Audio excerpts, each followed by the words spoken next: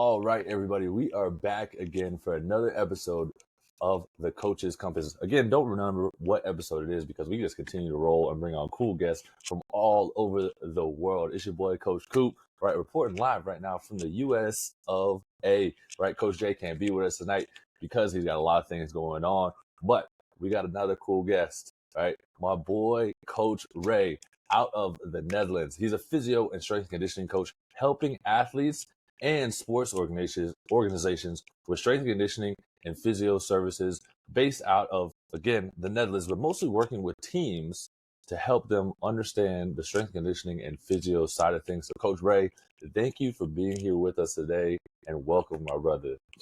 Thank you very much for having me, Coop. Glad to be here, man. For sure, man. So, let's dive into this, man. What is Coach Ray doing in the industry that you see other coaches aren't doing and is helping you bring success? Well, I think, my philosophy sort of changed. I think it does with a lot of coaches over the years. But I was finding, I think I was targeting and expecting too much from athletes in terms of the amateur and semi-pro level, where I had an idea of a utopian world where they would train and do everything right, and we could start working on 1% of things. I found out pretty quickly that a lot of the athletes and people that I work with sort of overestimate where they are in terms of their S&C journey, in terms of all the pillars that you need to be a successful athlete.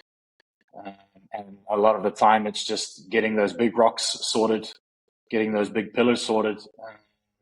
So that's what I try to do mostly. And I think for 90% of my population, that kind of works. And then once I realize I have the buy-in and somebody that's ready to go and committed and ready to train hard and, do all the extra things outside of the gym, outside of the field, and then we can start looking at those 1% and 2%ers. Yeah, that's probably what I've learned in the last year or so, that people often overestimate where they are in their sort of athletic journey, and you sort of pick it up later in your career when things are starting to wind down and you want to keep on the field, or you see that. What I really try to do is with the youth guys, with guys in that sort of 18 to 23 kind of bracket, just make sure they're getting their big rock sorted so they can have a nice long career, but also when they finish playing their sport, that they have enough education around their general health and keeping healthy. So I think if we apply those broad themes to the athletes that we work with and the teams that we work with, we're having pretty reasonable success at the moment. So what got you interested in doing strength and conditioning and physio work, and what brought you into the industry? Yeah, it's a funny story because I actually was playing semi-professional rugby when I was younger. I moved from New Zealand. I'm originally from New Zealand, Auckland, New Zealand, South Auckland. And I got offered to come over to the UK to play rugby, just Division 4, real grassroots type of thing. But a lot of my friends were using that time, just finished school, to do their gap year, go travel, have an overseas experience. And I thought, well, I've played sports my whole life, so how can I try and, do the travel thing? But I don't want to just work. I don't just want to, go there and work and then come back. So I got an agent, and the agent got me a gig pretty fast. And back then there was no real big videos and mixtapes and YouTube, all that sort of thing. This was in 2009, 10. So I got really lucky that I had some pretty good references. I played a decent level of rugby in my high school career. So I ended up moving to the UK. I was really bad with S&C and fitness. And thankfully, I had some talent. We played all the time at lunchtime in New Zealand. So I had enough reps under my belt, so to speak.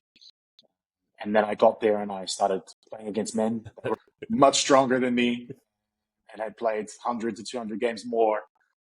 So I found out pretty quickly that it was going to be essential to get stronger. Otherwise, I could forget about it.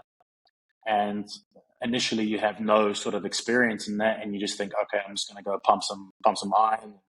Hopefully, I get a bit stronger. And then I was finding that I was getting slow and sore, and so I just decided, okay, how can I sort this out? And I picked up a few injuries and ended up spending some time with our physio there. And he sort of developed that sort of passion for the physio side of things. And I really looked into going into study. After a while, I finished playing in England and in Ireland, and I moved back to New Zealand. Couldn't find my way. Same thing again, got an agent, and I moved to the Netherlands just for a year, just for a fun year. And then I thought, okay, after this, I'm going to be 24, 25. I'll go home. I'll sort my life out. But of course, you meet a beautiful Dutch woman, and you end up sticking around, and decided that if I was going to stay here, then I really needed to pursue something in my passion, which was sports. And I related it back to that time spent on the physio table myself. But I really enjoyed the process of problem solving. What's the issue? How are we going to get this person back to where they want to be? It doesn't matter what their goal is, if they want to go to the Olympics or if they just want to work without pain. That sort of problem solving really spoke to me. So went to university here in Amsterdam. After 3 years, I was finished my degree, and I went into a sort of practice. But the practice was based in a big gym, Trainmore in Amsterdam. And there I was sort of doing rehab for people, but I found that I was getting quite a good connection with these people. I was getting requests more and more often, not only to do the physio, but once they're over their injury, they ask me, can you continue with some personal training, or how do we make that work? And then eventually it turned into athletes, specifically football and rugby. And then I got really, really busy. I was working long hours, long days. I had a lot of interns working for me as well. And of course, financially, that was great. But I couldn't quite find that lifestyle balance. And I found myself starting to get a little bit irritated day to day and not really enjoying it, even though my whole life is sport. My whole life is training. I love every minute of it. And once you start not enjoying it, I think you got to take a little time to reflect and step back. And that's what I did. And I decided that I wanted to look for more organizational stuff and where I can put my intellectual property to, instead of just hours and hours and hours and clients and clients and clients. Now I'm trying to sort of put in protocol and education for sports organizations. So that's sort of the journey from 19-year-old wanting to travel the world. Now I'm 32 years old. Most of the day, I think people will probably find my accent a little bit funny because I speak most of the time Dutch. So my English accent, my family is always laughing at me that my accent has changed. But I think that's going to come across when this comes out. There's a few clips of me going. But yeah, up till now, that's sort of how my journey's gone. And of course, develop my philosophy, develop my training techniques, more courses. We've done personal development weeks in professional team environments. I've been all over the world doing physio and S&C. So I'm really, really grateful that I found the industry, because I never wanted to be a doctor. I never wanted to be a lawyer. I never wanted to work behind a desk. And I think my job here now is to let people know that, you can say they're jocks or whatever. Let people know that there's an industry and a business here in sports, and it's a big one. And you can be successful on it. So I think that's kind of where I'm at the moment, just trying to broaden my audience and make sure that people know from my background that you can get into sports and there is a place for you. You can make money doing it. So that's where I'm at the moment. Yeah. Yeah, man. I mean, that's a tough transition though. Like, could you speak more on what it was like going from a 19-year-old going all the way from New Zealand to the UK to play semi-pro? Obviously, not making a lot of money, but making enough to make ends meet.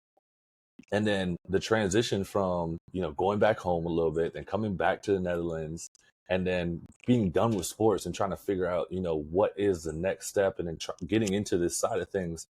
What were the challenges that you faced, and like some of the things that you were just like, man, is this really for me? What was that? I mean, I think I found out pretty early that, and I think it's actually a blessing that I kind of realized early on that I wasn't going to be a professional athlete at that high level. One, simply because I just wasn't good enough. And I think I found that out pretty early when I started to climb the levels and got to a certain level. I think I was playing in Ireland, maybe Division 2 or 3 or something like that. And these guys were just, every single week, they were just killing me, and trained hard. I did everything I could. I was eating well, sleeping well, and every week I just come out and I just get murdered. And it wasn't physically intimidating guys. They weren't too big. I mean, myself, I'm 6 foot, 100 kilo. So it's not like I'm a small person. These small Irish farm boys would just turn up and just chop the legs out from under me every time I tried to run the ball. And they just had so much heart and so much determination. And this was in sort of farm football, we used to call it, where these guys would just play for fun and then they'd go have some beers after the game. Sometimes before the game. Sometimes, yeah. Sometimes they'd have something in their drink bottle. I don't know what it was, but no, I realized that pretty early, but I really loved being in that. So I was constantly searching for a way to stay in. So how it developed is actually funny you ask, because I did every role within sports. I was a coach for the youth. I transitioned and I became the coach for our premier team here. I was one of the youngest head coaches in our league here, so in the top division here in the Netherlands. I think I was 25 years old when I became the head coach. And that was also very difficult. You know, I wasn't matured as a man yet. So telling people that were last season, my teammates, why they weren't selected, that was a difficult transition. So I'm quite a sensitive type of guy. So I really didn't like that. I really couldn't, you know, make those hard decisions. And that's a coach's job to do. I took it too much to heart when guys were disappointed that they weren't selected. And then I moved into the physio space and found that a lot better because it's a lot more objective. Um, and the same with the S&C side. I mean, one of my favorite sayings, numbers don't lie. You can be way more, cutthroat, I guess you could say. You could be way more direct because the evidence is staring you right in the face. When it comes to coaching, there's a lot of personal preference in terms of systems, in terms of playing style, in terms of time, tenure, how long guys have been there.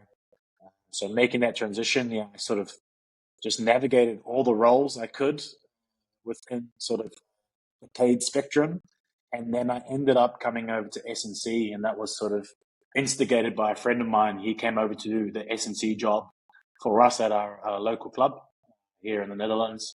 And he sort of unlocked a whole new world for me. And I learned that we could sort of extend the rehab continuum by adding performance onto the end of it. So that's what it's kind of grown to now. Like I understand that I can take somebody that's had an injury, whether it's big or small, and get them all the way back onto the field. And not only that, then continue to improve their performance afterwards. So, I mean, it's a financial thing as well. Don't get me wrong. I extend my client base. I extend my market by doing that. But also it's just more enjoyable. It brings more variety. It brings more chances to coach at different types of moments in the rehab or in the performance process. I think where I'm at, working in semi-pro sport, and sometimes I work with pros as well, but semi-pro sport, I don't think you have to be the highest level of expert at each field. I think you can cover a lot in those S&C and physio areas, just having a general broad base. But as you go on, I've been doing this now for 4 or 5 years, not very long, but before that I was an athlete, so I've been in the sports space for a long time. You just develop and you get sharper and you want more. And I think if you expect that from your athletes to get better every day, then it's kind of difficult not to be doing it yourself. Right. Because once you get in the room with somebody that's been a professional athlete for 15 years and they've seen all the coaches and you don't come prepared, they smell bullshit pretty quickly. Real quick. Real quick. So yeah, just learning that and getting in touch with getting in touch with what I really like to do on a day-to-day basis. That was the sort of growth process from a 19-year-old traveling the world, a bit of a story in the beginning, thinking he was going to play professional rugby and finding out pretty quickly that wasn't going to be the case. But just trying to stay in that environment because I loved it so much.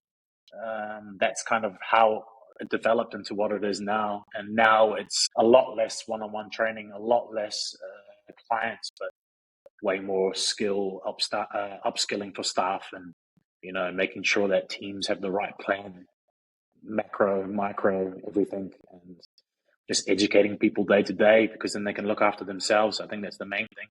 Yeah. Yeah. It's kind of counterintuitive, really, in Yeah. terms of trying to make money, but I think it's the morally the correct way. Yeah. That if you can give people skills and that they can carry on post career, or even just the general population, if they can, have skills to keep themselves fit and healthy, I think that's a noble sort of cause. So that helps me sleep at night, knowing that I'm helping people stay fit or perform. It's kind of the transition, really. Yeah. I mean, making it professional level, I mean, everyone thinks it's tough, but it's also more simple than what people actually think. You know what I Absolutely. mean? Yeah. Trying to get to the professional level at any sport, right, is a one percenter thing. You know what I mean? Yeah. Not everybody gets to touch and get to that level of calling yourself a professional. Semi pros, a lot of people do it. People go from high school to college, like especially in the States, but then going from college to the professional side is difficult. But Yeah. you also talked a little bit earlier about the frustration you had with working with one-on-ones and then getting people, to buy in and then switching over now to the team organization side. Also, Yeah. what are like some of the frustrations you're seeing there with people trying to fully buy into like having a physio and strength and conditioning, especially, on the European side? It's a lot Yeah. different for us over here in America because I think we know, from a very early age that it's needed and it has to Yeah. happen. I mean, even at the college level, you have your athletic trainers, you have a coach for the gym, and then you have your coaches for whatever sports you have. Now, I Yeah. know my time in Europe, I've had it to where we didn't really have physios, we didn't have a coach for the gym, and we just had our football coaches that tried to coach all of it. Yeah. So, what is it like to kind of get that buy-in, and how did you overcome that frustration and kind of push forward? Oh man, I was so naive when I began. I spent so much time planning that they were going to be able to do, maximum sprints, building up their sprint distance per week and making all this periodization. And then I got there, and from a team of a squad of 35, 15 people turned up for the first session. Uh, a lot of them had done nothing for the last 2 months. So I kind of had to reassess really. And I think it's just turning up and being like, you got to have your planning down pat, and you got to really be able to understand multiple types of ways. So either you're trying to create a theme or a story, or if you're working with somebody with previous experience, you can use more scientific language. But it's finding that communication level where they're going to understand what you're talking about. And you got to also know your players. I mean, some players, they want to know everything, why they're doing it, how many times they have to do it, exactly how much time they need to rest. And then you get guys that just don't want to know anything. They want to turn up, they want to be told what to do, and then they go home again. So it's it's a communication thing. Everything is communication and organization. It doesn't matter what industry you're in. So the better you come prepared, the better you come with a plan. If you're able to sell that plan, you've got to have a little bit of salesman about you as well. That's part of the industry. And then you've got to be able to objectively show them results. What you're giving to them and what you're doing is making a difference. So what I try to do with every sport, I make a general profile. What do you need athletically to be successful in the sport? And then I make a sort of baseline test, of course. Let's see where you are in terms of power, conditioning, whatever it is, and whatever sport it is. And let's see how you compare with somebody that the level that you need to be, and then make a plan from there and just approach it day by day. And, some people, they turn up with the best intentions, and I understand that that's human nature. They're excited. But when it gets to November and the rain and you need to go outside and do a field session, then you know who your go-to guys are. And I think if you harness in a team environment, if you harness and you sort of amplify those guys within your team environment, that's the expectation, then slowly the maybes become yeses. And the no's become maybes. And then you just got to build from there. But yeah, patience, planning, organization, and just knowing your stuff. And you don't need to be a world-renowned S&C coach. If you have a good plan, you're consistent with it, and you understand the load, and you understand what you're trying to achieve, this period, intensity, all those types of things, you can get pretty far, and you can get a lot of buy-in. But yeah, compliance is everything. Sure. I mean, and then you look on you look on like the physio side of things, and we talk about some of the athletes that you're working with. What are some of the big injuries that you're seeing that a lot of these Yeah, athletes are coming to you with? Like if you take rugby or if you take yeah. football, and you take either the men or the women's side, what are some of the huge injuries that are coming to you, and then how are you planning their return to play, and then kind of programming that out for them? Yeah. We have mostly work in like two separate. So, like in a club, I would be, for example, my title would be head of performance or something like that, and then under head of performance in those two streams, you would have medical and you would have S&C. And so it's a sort of rotational thing where you have a list of the player status, so to speak. So we profile the player. If they have no injuries, okay, what do we need to work on S&C wise? If they have injuries, where are they at? What's their current status? What can they do? What can't they do? And it's sort of like a weekly, daily update that we need to do. And we can try and influence the coaches to make sure that the guys that can't do contact are available to do the startup training. So we ask coaches, come on, okay, we have 6 or 7 guys that can't train tonight contact. So it would be really good if you could do skills block first, and so they could still feel a part of the team environment. And then afterwards, we'll take them away for some extra conditioning, some extra rehab, stuff like that. So once again, it comes back to that rehab. It comes back to that organization and planning. But yeah, the most injuries we're seeing at the moment, actually, it's quite funny in the semi-professional environment, because you have some players that go all in, Right. and some players in our league are paid, and some are not. So you have guys that are gymming 3 or 4 times a week. They're doing conditioning top ups. Lifestyle is good. Trying to get their sleep habits in line. They have great nutrition habits. And then you get guys that are talented, but they just want to play for fun, and they don't really want to do all those extras. So sometimes on the field, you have a guy that's an elite athlete and he's going to run and make contact with a guy that's not. So that's where the danger is in terms of the injuries coming to play. So there's a lot of impact injuries. Concussion is, of course, a major one. Yeah. I'm sure you know that. And then a lot of shoulder injuries. We don't wear any padding in rugby. So it's only a mouth guard, some boots, and you're off. So yeah, the reason why I do what I do in the club side is to try and get that base level just a little bit higher, because you're going to have some monsters out there Oh that are yeah. quick, that are big. They're going to run into you and they're not going to slow down. So you got to make sure, from a safety viewpoint, they're prepared to do that. Yeah, but normal stuff, man. Soft tissue injuries, hamstrings a lot, groins, knee injuries, simply because of the contact rotational aspect. People going into contact and they're getting their legs twisted and they're doing all sorts of crazy stuff. So that's all it is, really. We do games on Saturday, and then we do our injury report straight after the game. Try to get that information to the physios.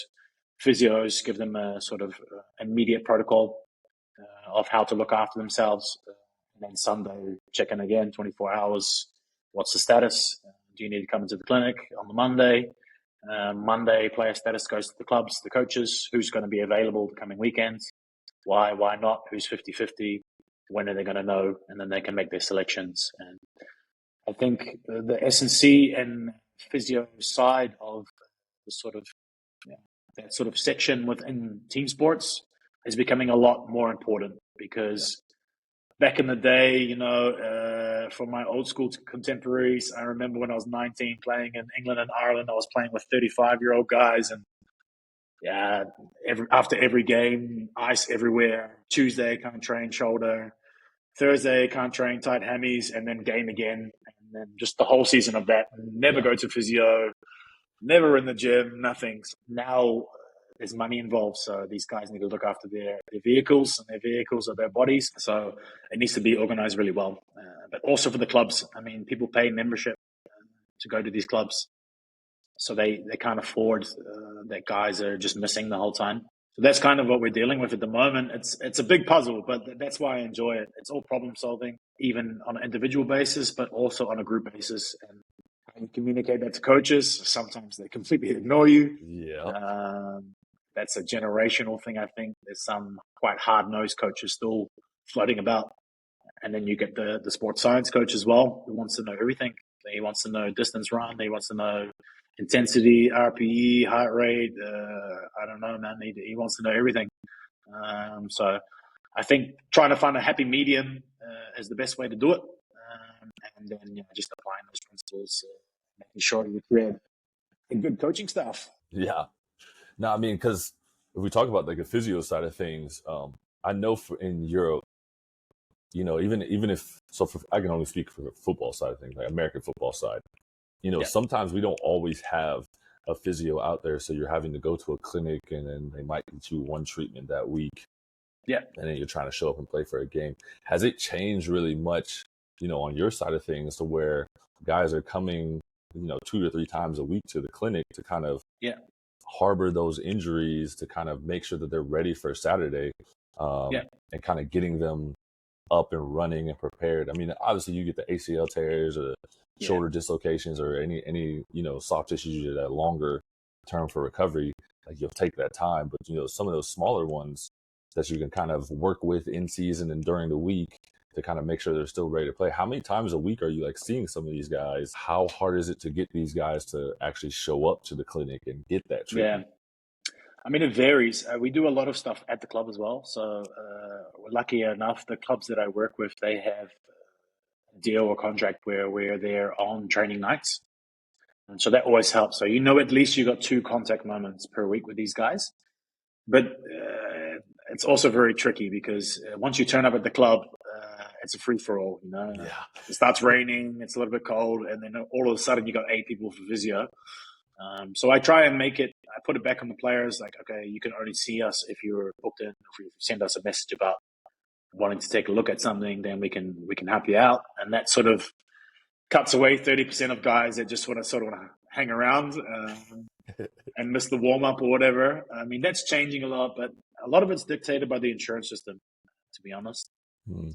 A lot of people here in the Netherlands, they have physio in their insurance, in their health insurance. And then a lot of clubs, the major clubs, they kind of pay for a physio practice to look after their players. So in terms of accessibility, is really high. But once again, it's the same as training. You have guys that will turn up every week, 3 times a week to do their thing, and you have guys that you have to message at. You have to, you see them saying that they have an injury, they're going to come see you, and then you see their Instagram story at the bottom. You're kind of just waiting there. But it's getting better, I will admit that. I think with the amount of information, I mean, simply from social media, it's not always the right information, but there is information floating about looking after your body, and also I think the tough guy mentality, that's changed a lot as well. It's not like we used to get teased when we went to the physio or went to see. It was like, come on, man up or whatever. Now it's like, okay, we understand that this is going to help us perform, and that's the most important thing. Game time on Saturday or Sunday or whenever you play, that's what everybody remembers. So you want to do everything you can to be ready to go. Then I think that sort of mentality around the tough guy macho has changed, and the information that you can find on social media, whether it be good or bad. I saw a couple of guys you've interviewed, like some of the stuff he's doing, and his brother. Amazing, real simple, real easy to follow. Also, just bang on. When I went to the pro environments, I spent some time in Japan. I was kind of, really chuffed because they were just doing all the same things that I was doing, except they have way more compliance. So it's really like that. Getting people into the clinic, it's getting easier. But I think it's also reputation and experience. People need to know, and I think people can be shy. Like, I've only just started to develop my social media presence in the last year, but I think people are a little bit conscious about putting themselves out there. Like, oh, this is what I do, and this is where you can find me, and just contact me. And I don't think people really like to put their personality out there that much in this European space anyway. I think it's a little bit different in the States from what I see coming past me, but they don't advertise themselves. If you don't, closed mouths don't get fed. Yeah, for sure. So that's what it is. I'm proud to do what I do, and I like helping people and I enjoy doing what I do. So why would I not put it out there? And it's kind of working now for me, and it's growing every month, every year, and I'm really enjoying it. So getting people into the clinic, it's getting better. But yeah, now it's the summer. I work in winter sports, so it's a little bit of a slow summer. But you got a lot of guys doing the off season thing, Yeah. checking in. But yeah, it's getting better. I think the dynamic is changing. Also in the workplace, I get a lot more general pop people in because they realize, their workplace supports them in doing that. Before it was always you have to go really early in the morning or really late in the evening because I'm working in the day. I see a lot of people during the workday now. That sort of, I think Corona changed that a lot as well. The work employers are looking after employees more. So I get to be busy in the middle of the day now. When I first started, it was 6 a.m. till 9, and then again 5 till 9. So I'm glad that I have some patients and clients in the middle of the day now. No, that's good. I mean, I know you talked a little bit about the social media side of things and building up a presence and Yep. coaches that you're looking at. Who are some of the coaches that you are learning from and kind of looking up to and kind of using some of their methodologies and some of their practices to kind of help Yeah. yourself grow too? Well, I'd spent some time in the beginning of this year in Japan, for a rugby team, Tobacco Steelers, and I have a fantastic facility there. They have a number of high-level S&C minds, I call them. Phil Healy, I got to work with them in a very limited capacity, but mostly just observing what they did and how they organized it. That gave me a lot of confidence in what I was doing already. Another guy, Brad Anderson, got to spend the week with him, just chatting and just picking his brain, and asking really random questions like why and why are you doing this and why not this and I saw this, just trying to get their years of experience into something digestible that I could take back and apply in my own setting. And Brad Anderson now he's working with the Black Ferns in New Zealand Women's Rugby, and Phil he's worked with multiple international teams, and so that's like at the top end. But even just my own colleagues in my own gym, what works for you, man? We've been doing this for 10 years. So how do I get these guys in the door, and how do I keep them here and all those types of things. And then, yeah, obviously guys like Harry Wright, really in the same space as me. Just love his content and I just love how he communicates stuff. It's really digestible, like I said, but also it doesn't take a huge caption afterwards to understand what he's talking about.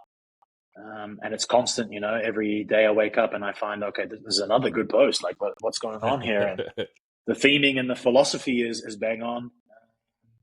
Jack Tyler, JT Performance, just people that preach big rocks and, why are you skipping these things in order to do some weird rotational jumping, loaded, whatever, just how about looking at your macros and making sure they're all sorted and sleeping well. And I think that's what's come over. I think a lot of people get scared off from the sports science side of things where they want to know about the exact breakdown of periodization and the exact breakdown of all these different parameters that they need to input. But I think it's much more simpler than that.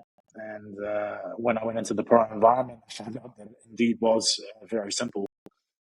It's just good choices and good planning. So yeah, that's kind of the people I've looked up to. A good friend of mine, Peter Gibbs, also another New Zealander. He was over here. He's been working in netball, working in rugby, but definitely he's a guy that sort of inspired me in the beginning. He sort of gave me a very direct profile of myself as an athlete. I was still playing, where I thought I was kind of, I was playing pretty well, and I thought I was doing everything I needed to do. But a couple of sessions with him, and I found out very quickly that I wasn't. The way he explained how the roadmap of how to get where I needed to be, and it was achievable. I think some people think, yeah, I need to be tomorrow. I need to be Pat Mahomes. Tomorrow I need to be Usain Bolt. It doesn't work like that. The former All Blacks captain saying Sam Kane, he did a podcast I watched the other day. It's just about banking sessions. Just keep banking sessions, and eventually you're going to get somewhere. And of course, you need guidance. Of course, you need a good program. but turning up is 90% of the battle. So that's kind of the things I've taken away from people that I look up to in the industry, and hopefully people will one day say, that Ray guy, he has some good advice and follow some of his programming results. I don't need it to be broadcast anywhere or anything like that, but that would be enough for me. So that's the kind of philosophy aspect and the kind of idols, I guess you would say, or role models in the industry. And then also you see a lot of athletes doing it themselves now. They're putting out their own content on how they train. So it's nice to see that they are using their platform to educate people and get them stuck into working hard. And that's really inspires me as well. Yeah. I know you talked earlier about, yourself wanting to educate others and kind of saying that, yeah, it might not work for the business side of things and monetizing things. But if you look back at, 16, 17-year-old Coach Ray, now at 32, what would be your best piece of advice that you give to him? You're not as good as you think you are. There are freaks out there. There are physical freaks out there.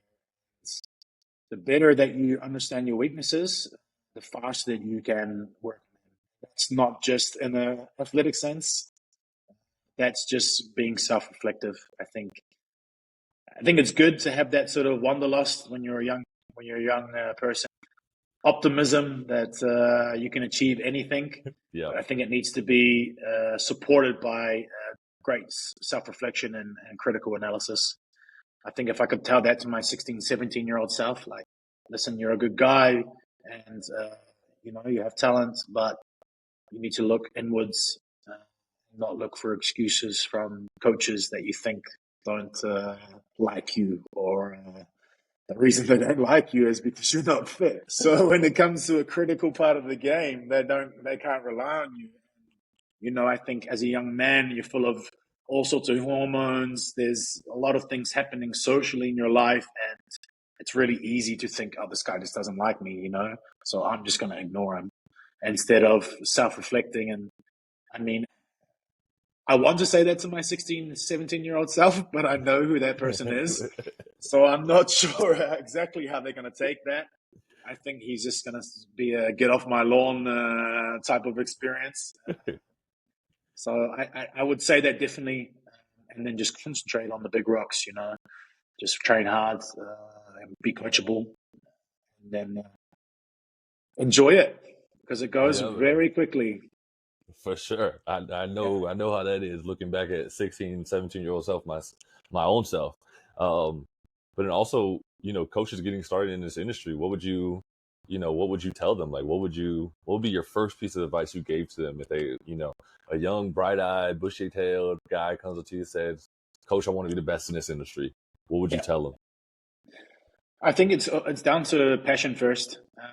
Do you really actually want to do this? Or do you like it because you like some guy that does it? You know what I mean? When I sit down on the couch at night, when I finish my work, all I think about is, okay, yeah, we got to do this for training, and we got to make this right. And, this guy needs this, and this guy needs this. And I mean, I have the ability to switch it off, which I've learned over the years as well. It isn't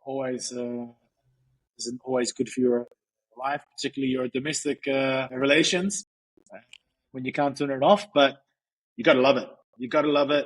And I think now we're in a growth moment. I think sports and health and fitness is just exploding everywhere. And the information that people have, and I mean, I think I'm in the right place at the right time, definitely, where the Netherlands, they have a very large middle class, they have a very highly educated population. So they understand health and fitness, and they want efficiency. They want it. They don't want to read something on the internet and go try it. They want to pay somebody to guide them and educate them for 6 weeks, half a year, so they can do it themselves. And I think anybody getting into the industry, they need to realize that in the beginning. 1, do you love it? 2, what's your target population? What do you want to do? Do you want to help people lose weight? Do you want to help people put on muscle mass? Do you want to help athletes get faster? I mean, I think the term personal trainer, strength coach, performance coach, I think that's it's slowly getting more and more specific. In the beginning, I think because of the market and because of how tough it is to get people to pay for your service, of course they're going to get people that want to lose weight. That's the biggest market that there is currently, and people that want to perform and get better in that performance space. I mean, that's a little bit harder to target, but there's definitely room for you there. So I think once you have the passion for it and you decide what lane you want to be in, if that's team sports, if that's general population, if that's I don't know, mothers, whatever, you got to find that really early and be prepared, man. Turn up on time, be prepared. Never ever be late as a PT. That's pretty much rule number one. Especially if you use tardiness as a sort of punishment. Time is valuable. If people are spending money for you to do a service for them, you got to be on time. I think it's just one of the keystones of being in the training industry. So yeah, be on time, be organized, have passion, and decide what lane you want to get into, and then don't be afraid to ask questions, man. I think people stand in silence a lot of the times. They do this, and when you ask them a few days later, yeah, you remember when I showed you that thing? I forgot. So, Coach, I didn't even know what you was talking about when you said it. Yeah. It's just mentality. Be vulnerable. That's it, and your progress will be a lot quicker. Let's just say that. For sure. Now, Coach, before we get out of here, we got our last segment, right? We got our 60-second round. It's one-word answers, right? 10 questions, and it can be all across the board. Are you ready for it? Perfect. Let's go. Here we go. 6 seconds on the clock. Favorite sport? Rugby. Favorite post-workout snack? Ooh, peanut butter banana protein shake. Dream vacation spot? South America. 2 words, but Best concert you've ever been to? Red Hot Chili Peppers. Favorite movie genre? Action. Pets or no pets? Oh, definitely pets. Early bird or night owl? Early. Best gym you've ever been to? Ooh, Equinox LA. Top athlete you've ever trained? Ali Savia. Would you rather be in a ring or an octagon with a gorilla, tiger, or a bear? Ooh, tiger, I think. And that is it, Coach. Hey, we appreciate you being here with us today. And thank you so much for dropping a bunch of knowledge for a lot of these listeners out here that are trying to navigate the path of how to become a strength and conditioning coach. And you do it on the physio side of things and how to do business and work your social media and whatnot. So thank you again for being here with us today. No worries, Coop, man. Keep doing what you're doing. Really love the platform. Thank you for having me on. And we're out.